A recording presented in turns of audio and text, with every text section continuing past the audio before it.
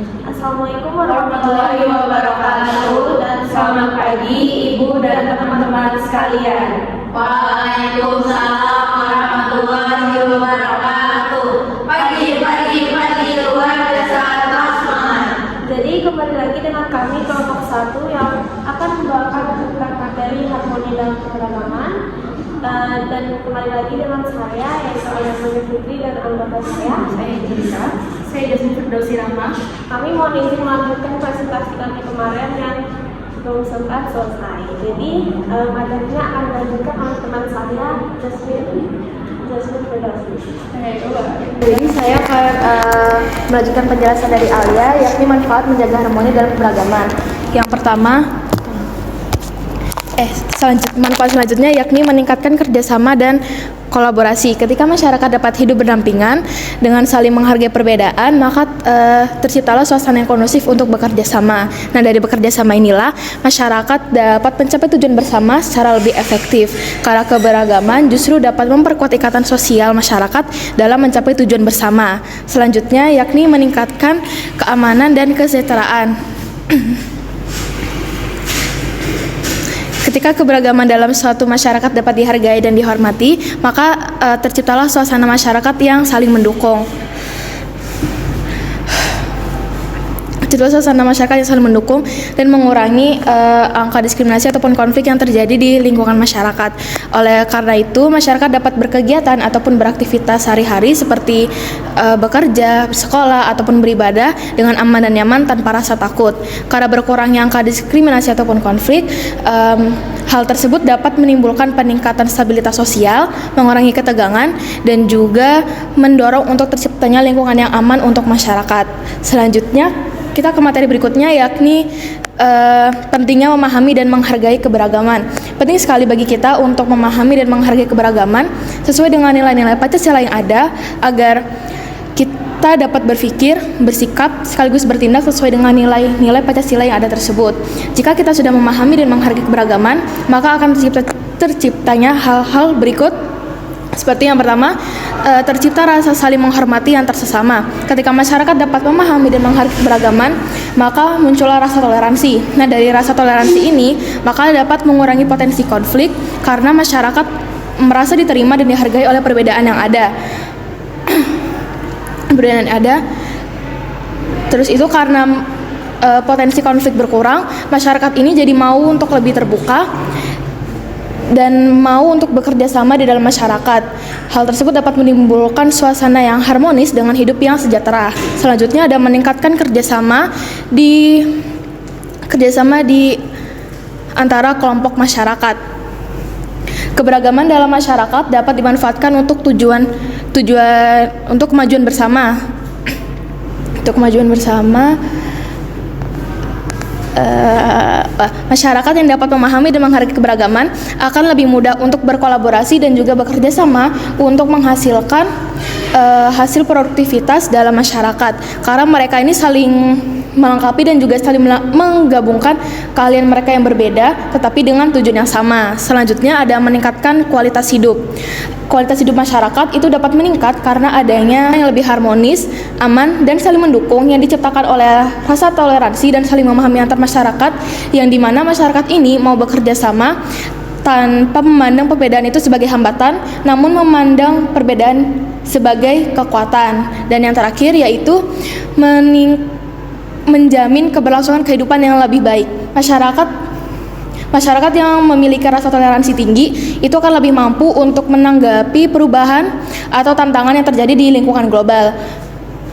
Mereka lebih adaptif terhadap perubahan teknologi dan dinamika sosial dikarenakan sifat kooperatif masyarakat dalam menghadapi masalah tersebut. Sifat kooperatif sendiri merupakan sifat di mana seorang individu itu memiliki keinginan untuk membantu atau bekerja sama tanpa adanya paksaan atau ajakan dari orang lain. Sekian dari materi saya.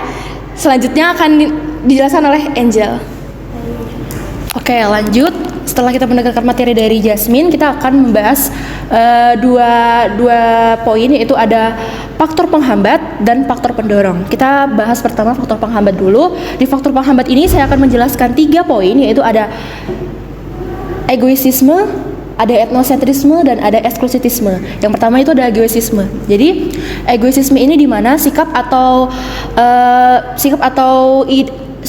perasaan orang yang mengedepankan perasaannya sendiri dibanding kepentingan bersama. Contohnya itu pada saat ketua rapat OSIS, lalu ada ketua OSIS dan departemen-departemen lainnya yang sedang melaksanakan rapat, lalu ketua OSIS ini hanya memikirkan mengedepankan ide dari dia tanpa mendengarkan ide dan saran kritik dari departemen lainnya gitu. Contoh sederhananya dari saya. Lalu yang kedua ada etnosentrisme. Jadi etnosentrisme ini di mana pemikiran kita yang bias yang memikirkan bahwa tindak laku atau perilaku kita dari kecil hingga dewasa kita bawa itu adalah sudah yang paling benar, yang paling terbaik gitu kan.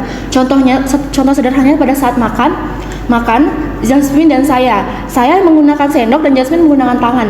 Saya menegur Jasmine, makan pakai sendok tuh lebih higienis, makan pakai sendok lebih terjaga kesehatannya gitu. Lalu sebaliknya pun Jasmine menegur saya, makan pakai tangan lebih nikmat begitu contohnya.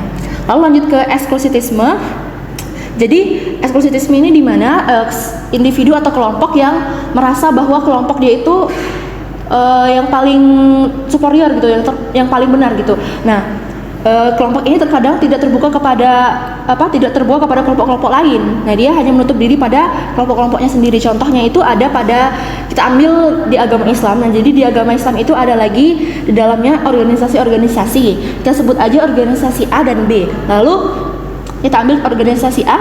Organisasi A ini merasa bahwa ajaran yang telah dianutnya itu udah yang paling benar, udah yang paling paling murni dari pendahulu-pendahulunya gitu. Sehingga dia ini tidak terbuka kepada kelompok-kelompok lain. Setelah saya tadi menyebutkan 3 faktor penghambat harmoni dalam keberagaman, ada yang tahu tidak? Aku. Oke, jawab. Saya. Videoin juga. Jadi 3 poin itu yang pertama ada kondisi perkembangan diri saya adalah tenaga dari kelompok 8. Jadi poinnya itu 3. Pertama ada egoisme, terus ada etnosentrisme sama eksklusivisme. Oke, betul ya. Jadi teman-teman pada memperhatikan apa yang sudah tadi saya jelaskan. Lalu lanjut kita akan ke faktor pendorong. Di faktor pendorong ini saya juga akan membahas 3 poin, yaitu ada pertama ada budaya, struktur sosial, dan ada infrastruktur. Yang pertama itu ada budaya. Mengapa sih budaya ini menjadi salah satu contoh dari faktor pendorong dari harmoni sosial? Karena di budaya itu kita kan diajarkan untuk saling diajarkan nilai norma ya. Di dalam nilai norma itu kan kita dijadikan pedoman kita dalam bermasyarakat gitu. Lalu di budaya itu kan kita diajarkan untuk saling menghargai, menghormati, dan bekerja sama. Contohnya itu di suku Jawa dan suku Sunda. Kalau di suku Jawa itu ada mewongke uang, artinya itu menghargai sesama. Lalu ada di suku Sunda itu ada sili asa, sili asuh, yang artinya itu saling memimpin dan saling bekerja sama. Nah, lanjut kita ke struktur sosial. Jadi struktur sosial itu di mana tataan apabila susunan dan tataan masyarakat ini adil dan inklusif, maka masyarakat itu berhak untuk berkembang tanpa adanya diskriminasi. Contohnya itu pada saat semua orang, laki-laki maupun perempuan dari suku manapun itu berhak mendapatkan pendidikan yang layak dan pekerjaan yang dia inginkan gitu, tanpa adanya tadi diskriminasi. Lalu kita akan lanjut ke infrastruktur. Nah, infrastruktur ikan Indonesia ini kan Indonesia ini kan memiliki keberagaman. Jadi keberagamannya itu dari mulai agama, budaya, dan suku. Apabila infrastruktur ini merata, maka ini adalah salah satu untuk bisa menjembatani komunikasi antar masyarakat di berbagai pulau gitu, dan menjadi salah satu solusi untuk mengatasi kesenjangan sosial begitu.